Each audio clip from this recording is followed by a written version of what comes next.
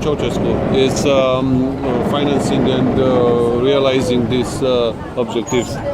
No, Gheorghe Udăj or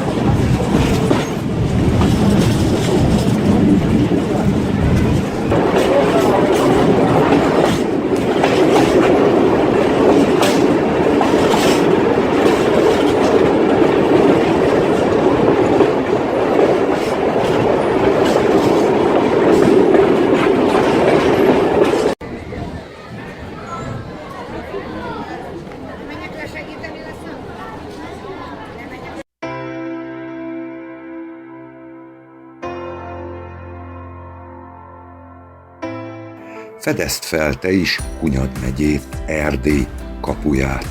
Hunyad megye olyan, mint az Alpok, csak közelebb, természetesebb, vadabb és nyugodtabb. Ez itt Erdély valódi arca, ahol még nem tömegturizmus vár, hanem felfedezésre váró csodák. Sokan úgy gondolják, hogy Erdély egyenlő Székelyfölddel, pedig Erdély sokkal közelebb kezdődik. Budapesttől, Szegedtől vagy Debrecenből mindössze fél napú autózás, és már a Retyezát vagy a Páring hegység hegyeinek vadregényes világában lehet. Nem kell 10 órát utazni, mint Székelyföldre.